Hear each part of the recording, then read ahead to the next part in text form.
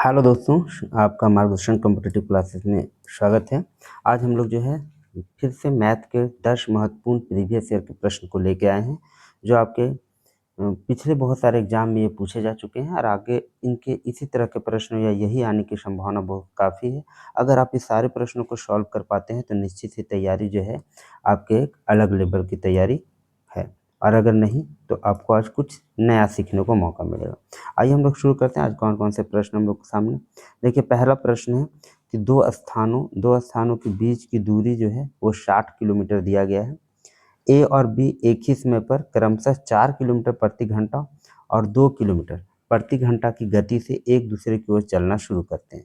तो पूछा जा रहा है कि वो कितने समय में मिलेंगे। क्या दिया हुआ है कि एक स्थान दिया हुआ है, दो स्थान ए और बी दिया गया है।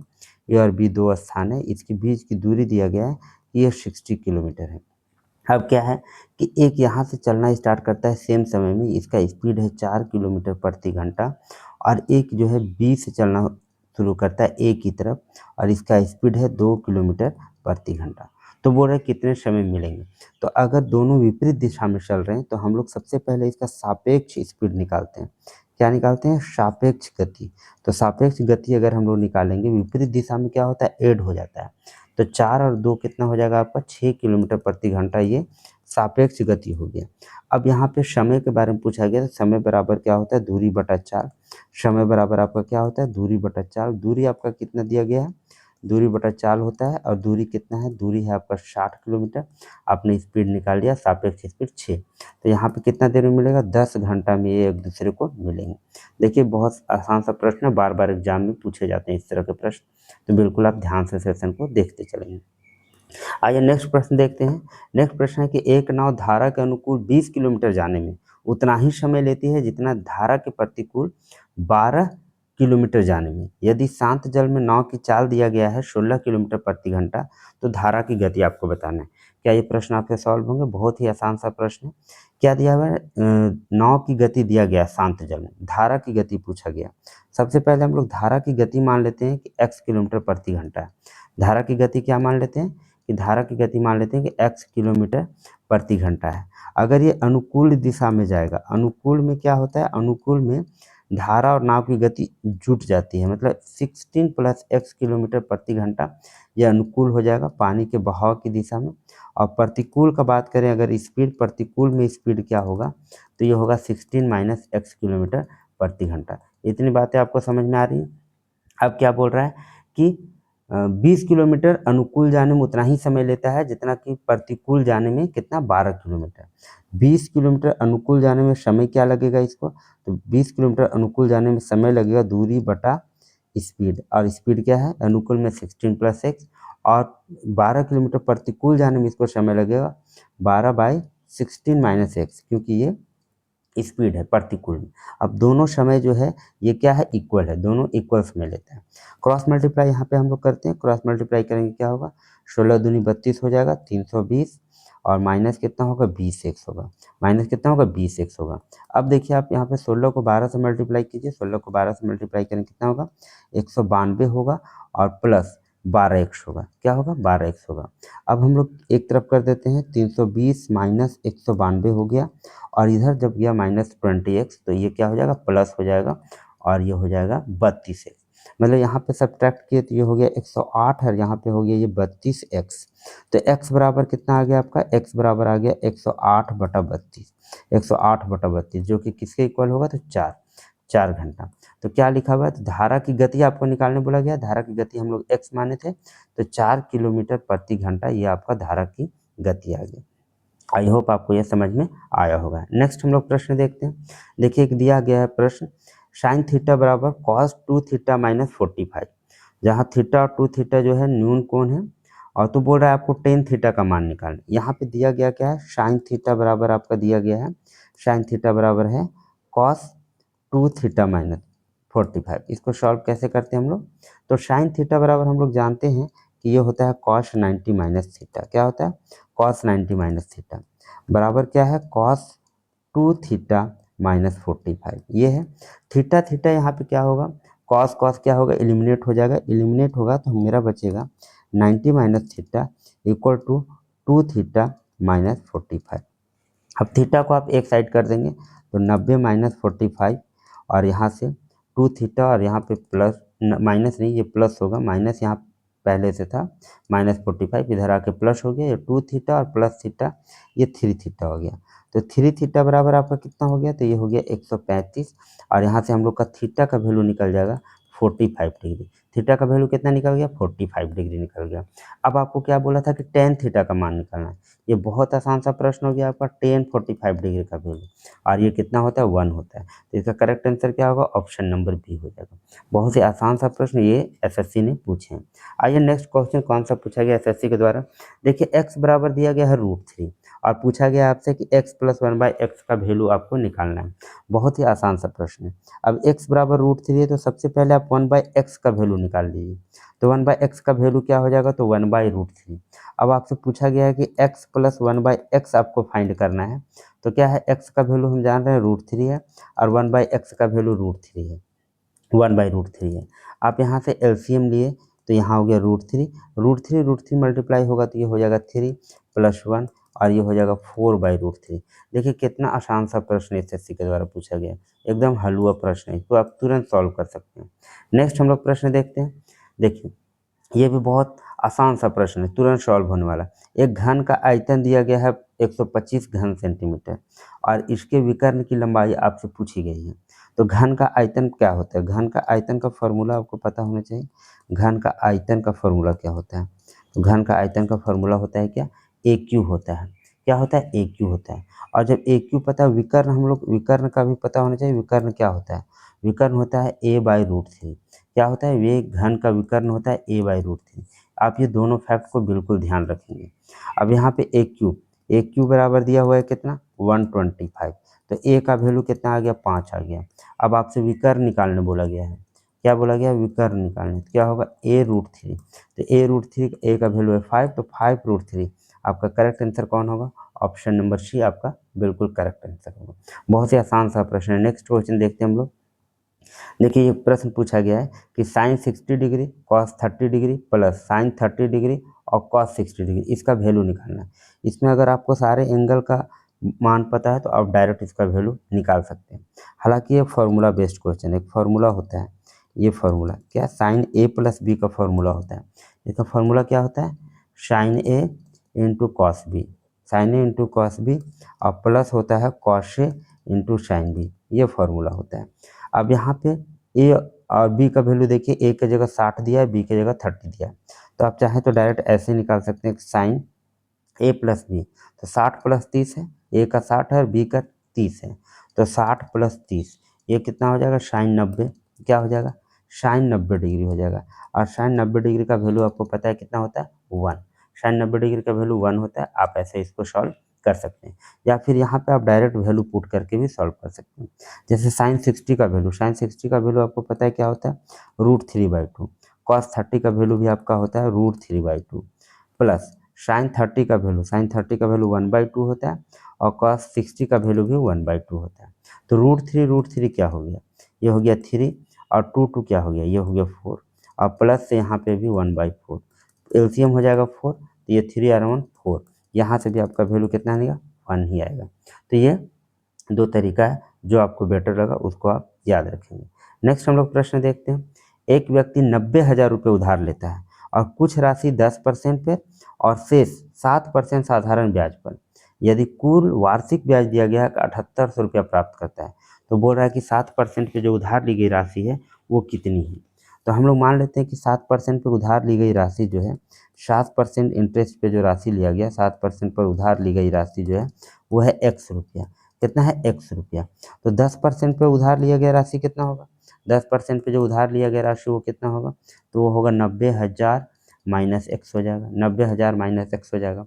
अब देखिए इस पर 7% का इंटरेस्ट है, तो x गुने 7/100 होगा और इस पे कितना 10% का इंटरेस्ट मिला है, साधारण ब्याज 1 साल का पूछा गया। 90,000 माइनस x गुने इस पे 10% का इंटरेस्ट मिला है, इस पे 10% का इंटरेस्ट मिला है और इक्वल टू क्या मिला है, 7800 रुपया का मिला है। कितना मिला है, 7800 रुपया। तो यहाँ 100 यहाँ इधर आके मल्टीप्लाई हो जाएगा। आप यहाँ पे सॉल्व करेंगे तो क्या हो जाएगा, 7x प्लस ये मल्टीप्लाई होगा 10 से 10 मल्टीप्लाई होगा तो ये हो जाएगा 9 लाख, 9 लाख हो गया। और फिर -10x बराबर क्या होगा, 78 पर डबल जीरो था, 2 जीरो और चढ़ जाएगा, 2 जीरो क्या होगा और चढ़ जाएगा। अब यहाँ पे हम लोग x को एक तरफ कर लेते हैं, यहाँ पे 7x में से 10x जा रहा है तो -3x बच रहा है। और यहाँ पे सब्ट्रैक्ट करेंगे हम लोग 9 लाख में 7,80,000, 1,20,000 बचेगा। क्या बचेगा, 1,20,000 रुपये बचेगा, जो कि माइनस में आएगा। अगर उसको इधर माइनस में ले गए तो माइनस माइनस कैंसिल। अब 3 से इसको काट दीजिए, 3 चौक हो गया 12, तो ये टोटल कितना आ रहा है 40,000। टोटल क्या है 40,000, मतलब x का वैल्यू आपका आ गया है 40,000। तो 7% पे जो उधार ली गई राशि है वो कितना है 40,000 रुपये। आई होप आपको ये प्रश्न समझ में आया होगा। नेक्स्ट हम लोग प्रश्न देखते हैं।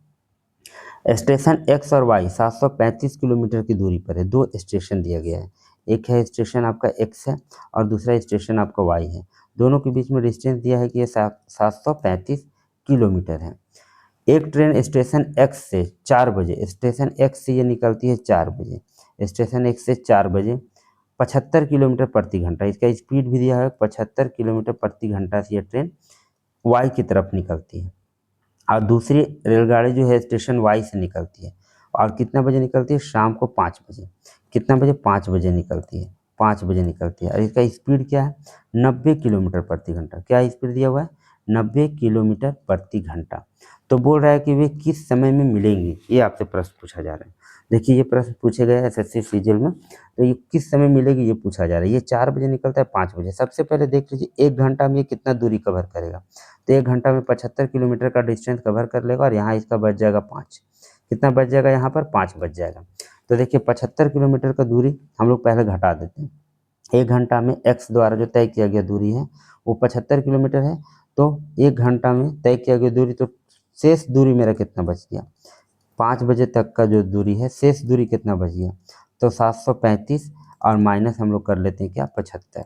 735 माइनस 75 करेंगे तो ये आ जाएगा आपका कितना 660। कितना आ जाएगा 660, 660 किलोमीटर का डिस्टेंस अब बच गया है। ये दोनों के बीच में यहाँ से 5 बजे से यहाँ तक ये कितना दूरी बच गया 660 किलोमीटर। अब देखिए दोनों एक दूसरे के अपोजिट की तरफ चल रहा है, तो रिलेटिव स्पीड जो हम लोग सापेक्ष गति निकालेंगे वो क्या होगा ऐड हो जाएगा। वो 4 बजे चल रहा था इसलिए उसको 5 बजे तक पहले ले आए कि 5 बजे दोनों का स्पीड जो है हम लोग ऐड कर लें। तो सापेक्ष गति क्या हो जाएगा 90 और प्लस 75। सापेक्ष गति क्या होगा 90 और प्लस 75, 90 प्लस 75 क्या होगा सापेक्ष गति आपका, तो ये हो जाएगा 165 किलोमीटर प्रति घंटा। अभी हो गया 165 किलोमीटर प्रति घंटा का स्पीड से चल रहा है। समय कितना लगेगा, तो समय लगने वाला है 660 किलोमीटर का दूरी उन लोगों को कवर करना है, तो 660 बटा 165 ये समय लगेगा, जो कि कितना होगा 4 घंटा। कितना समय लगेगा 4 घंटा, इसको काटेंगे 4 घंटा का समय लगेगा। तो देखिए ये 5 बजे से निकला है वाई से और 5 बजे हम लोग निकाल लिए 75 किलोमीटर घटा के कितना दूरी बचा, तो ये लोग 4 घंटा बाद मिलेगा, मतलब 9 बजे रात को। कितना बजे रात को, रात को 9 बजे ये लोग एक दूसरे से मिल जाएगा। नेक्स्ट हम लोग प्रश्न देखते हैं कि यदि कोई धनराशि चक्रवृद्धि ब्याज से 6 वर्षों में तिगुनी हो जाती है तो वह कितने वर्षों में 81 गुनी हो जाएगी। देखिए प्रश्न बहुत बार एग्जाम में पूछे जाते हैं, बहुत आसान सा प्रश्न, ये तुरंत बनने वाला प्रश्न है। समय दिया हुआ है कितना 6 वर्ष, समय कितना दिया हुआ है 6 वर्ष, और 6 वर्ष में क्या हो जा रहा है 3 गुनी हो जा रहा है। 6 वर्ष में ये हो जा रहा है क्या, 6 वर्ष में ये हो जा रहा है 3 गुनी। कितना हो जा रहा है 3 गुनी हो जा रहा है, तो कितने वर्ष में 81 गुनी हो जाएगा। तो हम लोग क्या करते हैं कि 81 जो है 81 मतलब 3 का पावर 4, 3 का पावर 4 मतलब ये 3 गुने 3 गुने 3 गुने 3, देखिए मल्टीप्लाई करेंगे 3 या 9 या 27 या 81, मतलब 81 गुना हो गया ये कितना में, तो 3 का पावर 4 हुआ। तो जो हम लोग 3 का पावर 4 चढ़ाते हैं उसको समय को इस पावर से मल्टीप्लाई कर देते हैं, तो समय बराबर जो आपका होगा वो होगा 6 का पावर 4, तो ये हो जाएगा कितना 24 वर्ष। 24 वर्ष में अगर ये पूछा जाता कितने वर्ष में 27 गुनी हो जाएगी, तो 27 गुनी मतलब होता है 3 का पावर 3, 3 या 9 या 27, तो 3 का पावर 3, तो ये हो जाता है 27 गुनी। तो हम यहाँ पे समय क्या हो जाता है, समय यहाँ पे हो जाता है आपका 6 गुने 3, क्या करते हैं इस पावर से मल्टीप्लाई कर देते हैं और ये हो जाता है 18 वर्ष। समझ रहे बात को। और अगर बोलता 9 गुनी कितने दिन में, तो 3 का पावर 2 होता है, तो समय हो जाता है 6 दूनी 12 वर्ष। तो ये ध्यान रखेंगे, बहुत ही इंपॉर्टेंट प्रश्न बार एग्जाम में पूछे जाते हैं और यहाँ पे स्टूडेंट जो है हमेशा कंफ्यूज होते रहते हैं। आइए नेक्स्ट प्रश्न देखते हैं। नेक्स्ट प्रश्न है, दो रेलगाड़ियाँ समांतर पटरियों पर विपरीत दिशाओं में चल रही हैं। ठीक है, समांतर पटरी पर विपरीत दिशा में एक रेलगाड़ी इधर से चल रही है, एक रेलगाड़ी इधर से चल रही है। एक रेलगाड़ी 130 मीटर लंबी है और 53 किलोमीटर प्रति घंटा की चाल से चल रही है। ये 130 मीटर लंबी रेलगाड़ी है और इसका स्पीड दिया हुआ है कि 53 किलोमीटर प्रति घंटा की चाल से चल रही है। यह दूसरी रेलगाड़ी को 8 सेकंड में पार कर जाती है। यदि दूसरी रेलगाड़ी की लंबाई दे दिया गया है कि 110 मीटर है, तो पूछा गया है कि इसका स्पीड आप बताइए, इसका स्पीड क्या होगा। दूसरी रेलगाड़ी का स्पीड पूछा गया। देखिए, जब ट्रेन जो है अपोजिट दिशा में एक दूसरे को क्रॉस करती है तो क्या होता है, उसका स्पीड, उसका जो लंबाई है वो ऐड हो जाता है। तो कुल दूरी उन लोगों को क्या करना है, दोनों ट्रेन की लंबाई हम लोग ऐड कर लेते हैं। दोनों ट्रेन का जो लंबाई होगा वो कितना होगा, दोनों ट्रेन की लंबाई पहले हम लोग ऐड कर लेते हैं। तो दोनों ट्रेन की लंबाई करेंगे तो ये 130 मीटर है और ये 110 मीटर है। तो 130 प्लस 110 कितना हो गया, तो ये हो गया 240 मीटर, 240 मीटर। अब इसको कितना देर में ये लोग समय कितना लगा रहा है, समय ले रहा है 8 सेकेंड। इसको पार करने में समय कितना लग रहा है, 8 सेकेंड, 8 सेकेंड। तो स्पीड हम लोग निकाल लेते हैं। पहले स्पीड क्या होगा, स्पीड होगा 240 बटा 8, तो 8 या 24 मतलब कितना हो गया, 30 मीटर पर सेकेंड। किलोमीटर प्रति घंटा में अगर इसको बदलें, किलोमीटर प्रति घंटा में बदले तो 30 गुने 18/5, तो 5 36 और 18 गुने 6 जो हो गया 108 किलोमीटर प्रति घंटा, 108 किलोमीटर प्रति घंटा। ये जो है दोनों का सापेक्ष गति है, क्योंकि दोनों अपोजिट दिशा में चल रहे हैं। इसको बोलते हैं रिलेटिव स्पीड, ये सापेक्ष गति है दोनों का। इसमें एक का स्पीड तो दिया हुआ है, एक का स्पीड कितना है, 53 किलोमीटर प्रति घंटा। तो दूसरे का स्पीड निकालना है, तो दूसरे ट्रेन का जो स्पीड होगा, दूसरे ट्रेन का स्पीड जो होगा वो कितना होगा, दूसरे ट्रेन का स्पीड जो होगा वो होगा का 108, 108 माइनस 53, इसको माइनस कर देंगे, 108 में 53 जाएगा कितना होगा, 55 किलोमीटर प्रति घंटा, 55 किलोमीटर प्रति घंटा। इसका करेक्ट आंसर आपको क्या होगा, 55 किलोमीटर प्रति घंटा। ये आज हम लोग 10 महत्वपूर्ण प्रश्नों को लाए थे जो एसएससी के द्वारा विभिन्न प्रतियोगी परीक्षाओं में ये पूछे गए थे।